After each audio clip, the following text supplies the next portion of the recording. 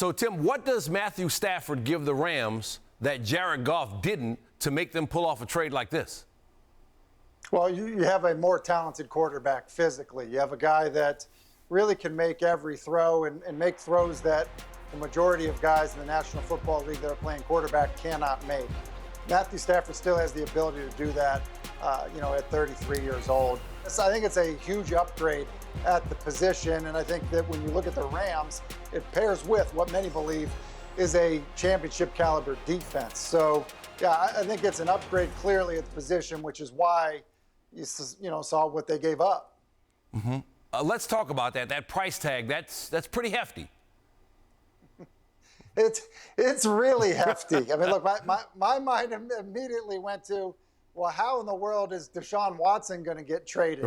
Because he's a lot younger. I mean, that's exactly where my head went. So it's a lot. I mean, you're talking about, the guy who was the #1 overall pick is basically a throw-in, to a deal where there's multiple first-round, draft picks, going to Detroit Lions. Look, I think the Rams have probably made the assessment that they're close because of what they have on defense. And they probably believe in some of the young players that they've drafted on the offensive side of the ball. And so to bring in a veteran like Matthew Stafford to kind of make a run at it, I think is probably, what they were looking at. All right, so now let's talk about Goff. Okay, he had the thumb injury late in the season, sort of derailed the Rams' playoff chances this year.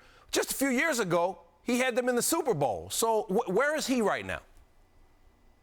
Yeah, look, I think he's still a starting quarterback caliber player in the National Football League, but I think he's one of these players that, things probably have to be really good around him to enjoy the type of success that he did in that Super Bowl run. I think it was kind of a poorly kept secret that Sean McVay wasn't necessarily in love with Jared Goff as his quarterback. And so, there was kind of always been rumors about, other quarterbacks that he would prefer over Jared Goff.